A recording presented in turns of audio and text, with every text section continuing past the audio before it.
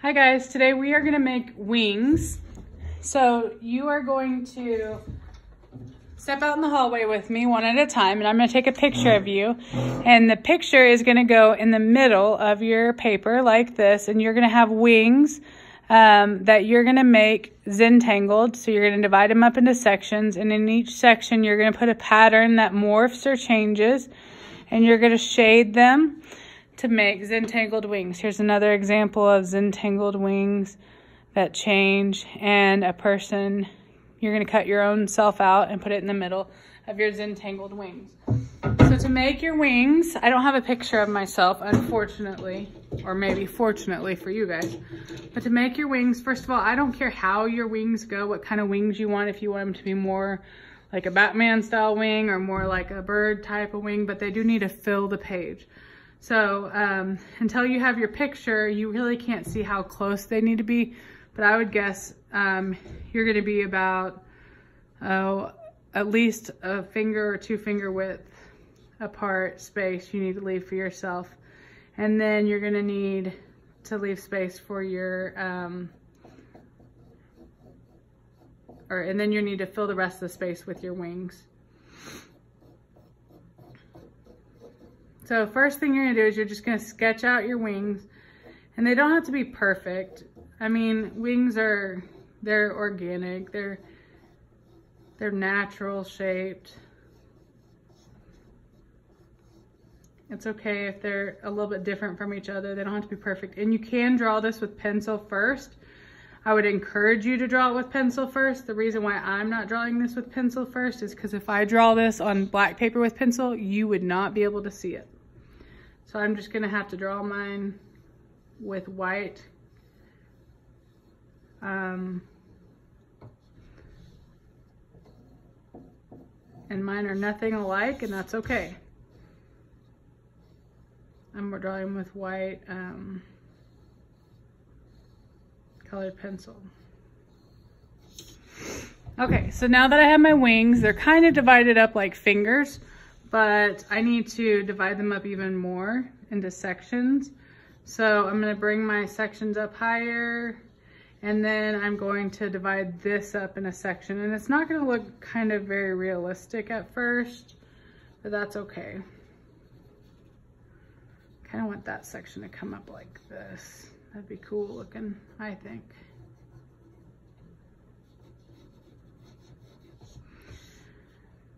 Because we're Zentangling it,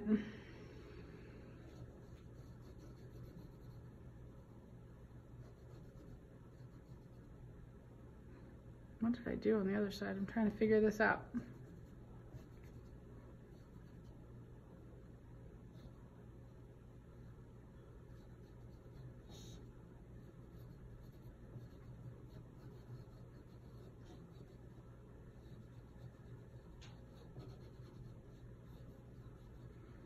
I don't know what I did. Okay, so anyways, I divided it up in sections.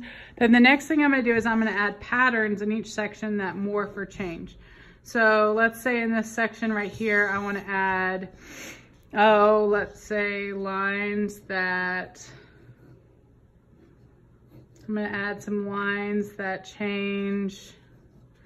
They start off like this, and then they start changing they start getting kind of scale-like lines.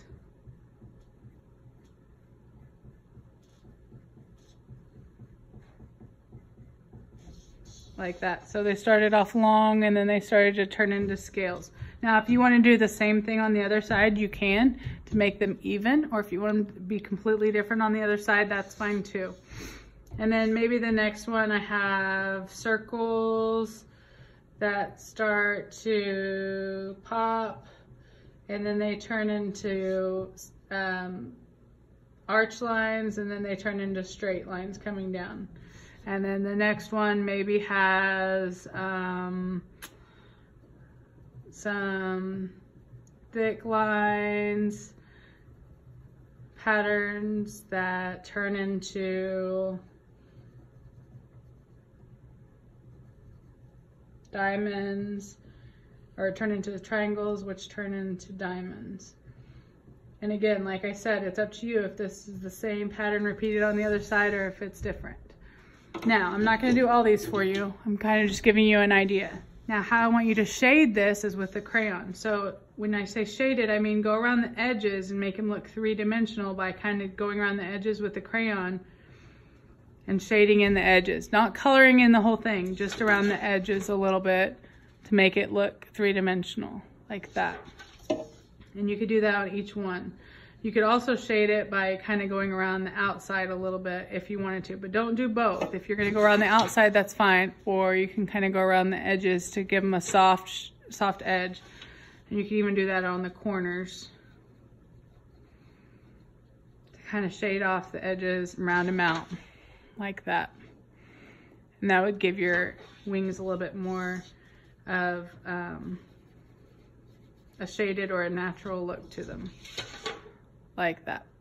Okay, so each of your sections of your wings need to have a pattern that morphs or changes into a different pattern.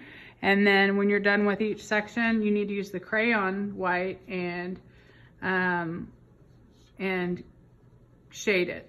And like I said before, I would do this in pencil first, because if you mess up, you can't really erase colored pencil. Some people argue and say you can, but you can't really get a good erase.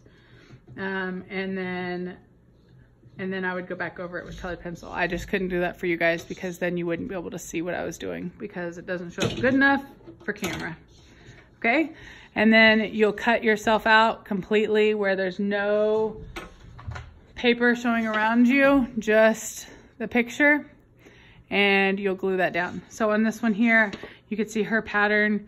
She did the same pattern on the whole thing. This one is clustered here together, these dots, and then the dots morph out into bigger dots, and then they come back together on the other side, and then she has another pattern on this inner side of the wing that changes as well.